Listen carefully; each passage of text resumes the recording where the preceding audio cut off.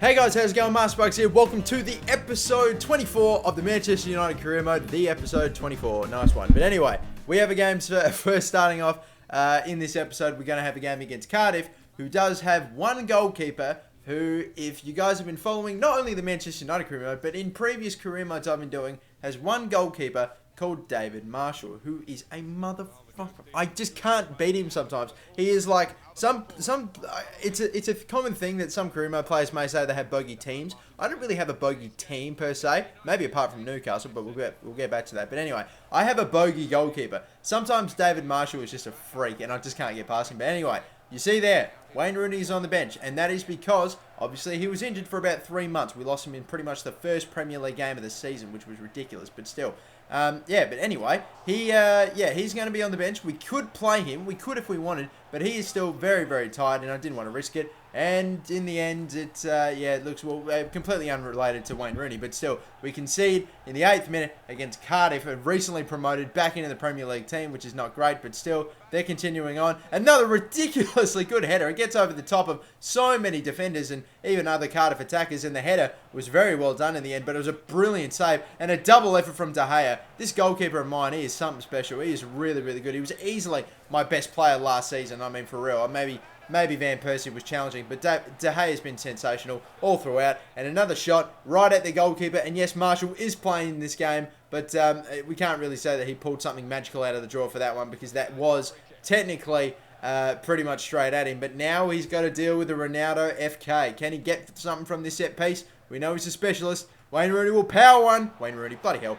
Way to ruin that piece of commentary. Ronaldo scores a cracker. Oh, wow, I fucked that up. Anyway, continuing on. I don't know if I should reshoot that or not. Fuck it, we'll just keep going. It was a good free kick, but it wasn't like a belter in the top right-hand corner like I've scored a few on Ultimate Team with him. But anyway, it was a good goal. We get our equaliser through Wayne Rooney, who beats David Marshall. And he's on again, Wayne Rooney. Oh my God! Have I really just done it again? I don't tell you what though, Ronaldo's done it again. It's a beauty. It's a great stop and turn. And he goes and runs the kick and kicks the corner flag. He's that happy with it. He's gone and got his team the lead after being 1-0 down. Ronaldo. Yes, that's the one. And look at that. It's a free kick. No, it's not even a free kick. It's a penalty. What the fuck is up with me today? I don't get it. But it looks like Iturbe got taken out. And now Ronaldo's the one to take it to get a hat-trick. David Marshall saves it. He goes the right way. And you look at the placement of that free kick. That was a really well struck free kick too. I mean, David Marshall really got across and stopped that. Literally, it was only about a centimetre or two away from actually hitting the post. But Ronaldo goes with a Ronaldo chop, and he gets taken out just outside the box. No second penalty. But let's face it, I got very jealous. I mean, not jealous, very greedy here. I wanted Ronaldo to get that goal. And in the end, I tried something ridiculous and special. And you can sometimes, if you just get them right, you can get those ones in. But it's like a 1 in, I'm going to say 1 in 50, maybe 1 in 20, 1 in 50, I don't know. But it's a hard free kick to take, but unfortunately I couldn't make it happen. But a brace for Ronaldo in that game was sensational. Anyway, now moving away from games to my youth squad. Of course, the class of 15, I'm sure you all know. It was a big part of my first season. But I went ahead, scouted place in England, Northern Ireland, and Scotland, and considering this will be the last season with Manchester United, I figured I would have waited for all these players to eventually come at me and say, please sign me. But now I decided I'm going to sign 3 of my best players, or 4, sorry, of my best players here that I really wanted to use right away. And if anyone else comes at me, then I'll sign them later, because otherwise I wouldn't really get that many chances to use them. And those players were, in the end, James O'Connor, Gary Boyle, Rudhari Evans, and I believe this man, Diego Menendez, who was a player from Argentina, a goalkeeper actually from Argentina, but he was one of the gifted players that someone sent me through a Scout of Future Star, which I don't know, you can't like not get them. If someone gifts it to you, that's it. The next time you log into a career mode, you're going to get him. It's not a bad thing, but it's not exactly something I planned. It's just what happens. It's kind of the same with another one of my current players, Florent Said, or whatever his name is. I played him in a previous game, a cup game, I believe, and he was not bad. But anyway, here's the players that we just signed. We've got 3 of them. There's another one left to go, but this is Gary Boyle, who's a left midfielder, 68 rated and 16 years of age. That's very, very good as well. Not bad. And yeah, he's got some very decent stats. This is James O'Connor. He's given up rugby and tried his hand at football, and apparently he's not Australian anymore. He's actually from Northern Ireland, but he's got some great stats. excellent passing, even some good defensive stats going on there as well. Not great goal kick stats, which is understandable, but he's a centre mid, centre defensive mid, 16 years of age, 71 rated. He was a unbelievable pickup. He had a max overall of like, I don't know, high 70s, maybe even cracking 80s. It was unbelievable. He was just a freak of a pickup, and we ended up getting him. And this is Diego Menendez, 17 years of age as a goalkeeper. Obviously, he's got very poor mental, physical attributes, skill attributes especially, apart from his goalkeeping. And that's not bad too. And if you have a look back at his positions, he's a goalkeeper that can play as a right winger and a right midfielder. And it's pretty ridiculous. But anyway, now, getting back to some football. We have another Champions League game. We've played 3 already. The first game of our Champions League season or campaign was against Braga at home. Now we play them away. And you look at the table. Played 3, won 3. We are on a roll. We've scored 5 goals. Or not, we haven't scored 5 goals, but we're 5 goals up on goal difference. No one's catching us from here. If we get the right result here again, we pick up 12 points.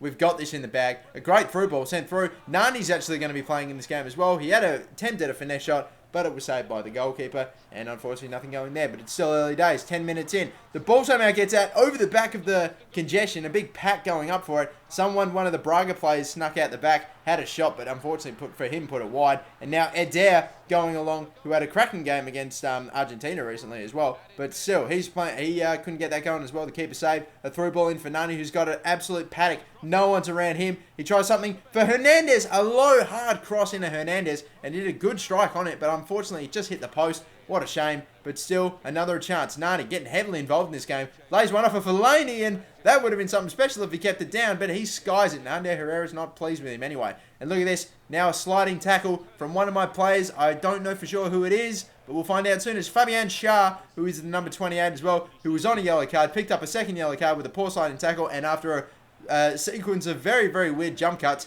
he eventually got sent off, and there we go. And again, still no one to score in this game. We're a man down in the 75th, a good through ball, and an even better block getting right in front of it. Courageous and good gut running, great defending there. It was fantastic stuff. Now for the lob through ball, excellently weighted, and unfortunately for Hernandez, he couldn't keep that down either. We just sky them. We're suffering from Sergio Ramos syndrome right now, but anyway, we've got Herrera still on it, trying to find something for Hernandez. He's got 2 in front of him, which means a gap. They close him down. Let the space open up in the back 4, and he ran through it and scored with that pace of his. No one could catch him, and in the 90th minute, scores a goal, and would that be the end of it? They kick off. Braga trying for something, anything, and wouldn't get it because the keeper, I do it all the time. I'm having a real problem today with pronouncing the wrong stuff or just saying the wrong shit. But, of course, the referee blew on him and they were not able to score. They weren't able to get that final attack in. And we get the winner in the 90th minute. So late as well. Brilliant stuff there. Hernandez as well played in that game as a striker. I didn't bring Rooney back. He was still tired.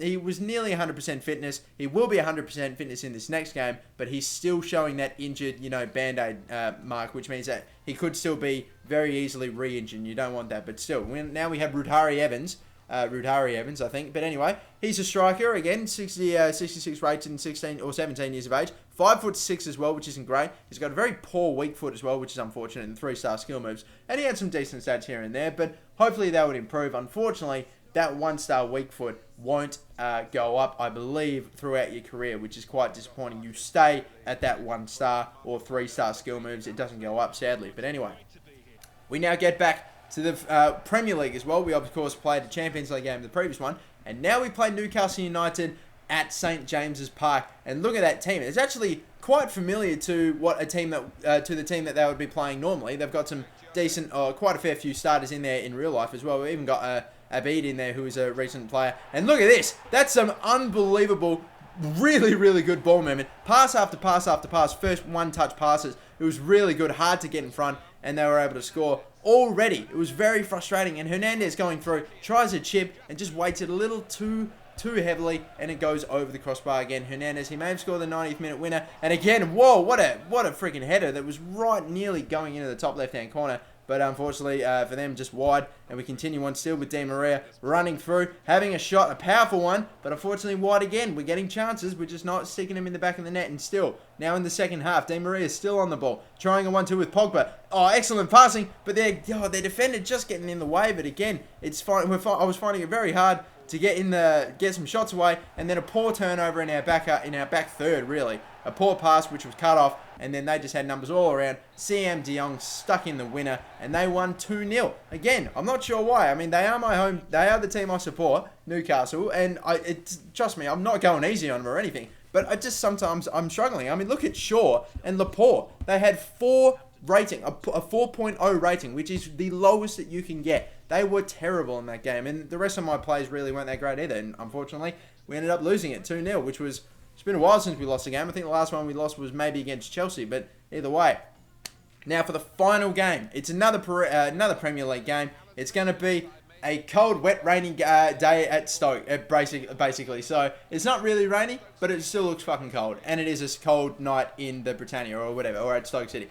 Anyway, I don't know what the actual saying is, or apparently not that well. But anyway, we look at their team. Some decent players in there, of course. You know, Stoke. I mean, they've all got some relatively decent players in there, but don't really have a really solid, it's hard to explain. But anyway, they're still moving the ball around beautifully. Unbelievable. He even sucked my keeper out, and really, he almost had an empty net in front of him, the player that eventually struck it, after some Barcelona-esque passing from Stoke. And the through ball now for us, going through into a player, I believe it was Iturbe, but unfortunately it wasn't powerful enough, and he had to stop and take it first time from an awkward position, and he couldn't make it happen. No, it was Shaqiri actually who's playing in this game.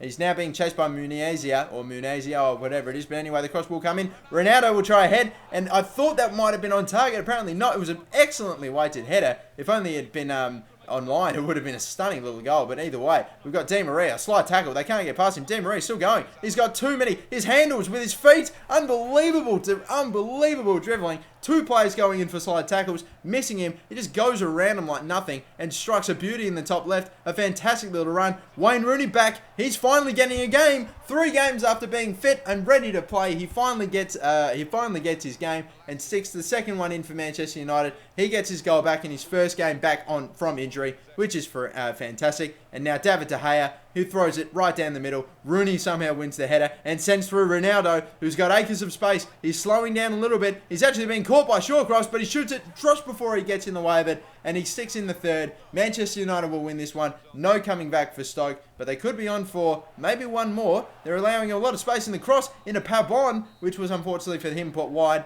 but that would be it. A 3-0 victory. Ronaldo scored, Rooney scored, and Di Maria scored a very nice running goal as well, but in the end it was David De Gea that got an 8.6, and the man of the match, Rooney on his game back, getting an 8.4, which is great. Now, that's going to be it for the Manchester United stuff today, but we have a little bit more business that we have to take care of career mode-wise. Of course, I am the manager of Australia, and I decided to play this team, with some decent players and some odd names that you wouldn't really expect to be in the starting lineup of the Australian national team. But every season you have one player that just skyrockets in overall out of nowhere. So I was playing a few of those. Unfortunately, we lost one of our centre-backs, Chris Hurd, who was currently playing for Aston Villa. He was injured for 5 weeks, so I had to substitute him with Trent Sainsbury, who is a J-Bucks Road to Glory player that I once transferred, I believe, into Bradford. But either way, he unfortunately couldn't beat Mexico. We actually drew with Spain and lost to Mexico, an odd one. But anyway, this is going to be it, guys. The next episode will contain the first Man City-Manchester United derby of the season, of the second season. And it won't be the last, but it will be the first, and we'll see how we go. But anyway, that's going to be it for me. Thank you for watching this one, guys. Peace out. I'm yours, Game of the MasterBucks. Have a good one. Bye-bye.